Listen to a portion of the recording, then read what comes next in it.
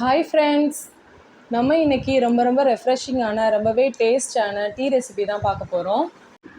Tea போட தெரியாதவங்க கூட ரொம்ப சூப்பரான டீ அவங்களும் செய்யலாம். முக்கியமாக பிகினர்ஸ்க்கு இந்த வீடியோ ரொம்ப யூஸ்ஃபுல்லாக இருக்கும். இப்போ வாங்க வீடியோக்குள்ளே போகலாம். ஃபஸ்ட்டு இந்த ரெசிபி செய்கிறதுக்கு ஒரு துண்டு அளவுக்கு இஞ்சியை இந்த மாதிரி இடித்து எடுத்துக்கோங்க. இது கூட 4 ஏலக்காய் எடுத்துக்கணும். ஏலக்காவை இந்த மாதிரி சீட்ஸ் எல்லாம் ரிமூவ் பண்ணி எடுத்துக்கோங்க. ஏன்னா இடிக்கும்போது அப்போ தான் ஸ்ட்ராங்காக ஃப்ளேவர் இறங்கும், அதுக்காகத்தான்.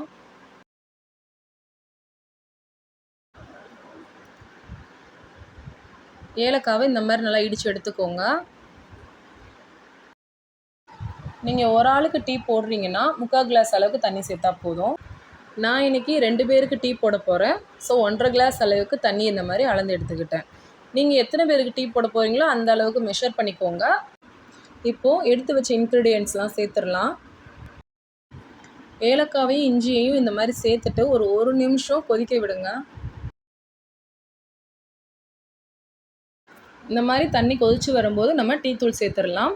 நான் இன்றைக்கி 2 டேபிள் ஸ்பூன் டீ தூள் சேர்த்துருக்கேன். உங்களுக்கு எந்த அளவுக்கு டீ தூள் சேர்த்துக்கணுமோ அந்த அளவுக்கு சேர்த்துக்கோங்க. ஏன்னா சில டீ தூள் கொஞ்சம் சேர்த்தாலே ஸ்ட்ராங்காக இருக்கும்.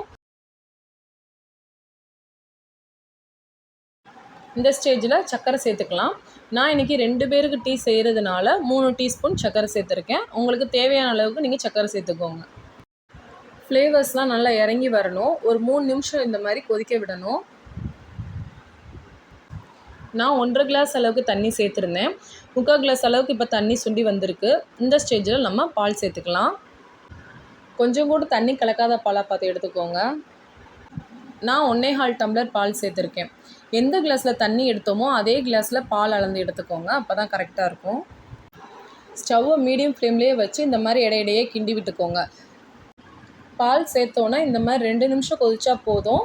ரொம்ப கொதிக்க விடணும் அவசியம் இல்லை.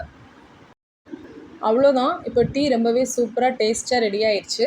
இதை நம்ம ஒரு பாத்திரத்தில் வடிகட்டி சேர்த்துக்கலாம். இந்த மாதிரி வடிகட்டினதுக்கப்புறம் 2-3 டைம் ஆற்றிட்டு அப்புறம் சர்வ் பண்ணுங்கள். அப்போ தான் டீயோட டேஸ்ட் இன்னுமே அதிகரிக்கும். 5 நிமிஷத்தில் ரொம்ப சூப்பராக டேஸ்ட்டாக டீ ரெடி ஆயிடுச்சு. ஸோ கண்டிப்பாக ட்ரை பண்ணி பாருங்கள். வீடியோ பிடிச்சிருந்தா லைக் பண்ணுங்கள், கமெண்ட் பண்ணுங்கள், ஷேர் பண்ணுங்கள். கண்டிப்பாக சப்ஸ்கிரைப் பண்ணுங்கள். Okay friends, thank you.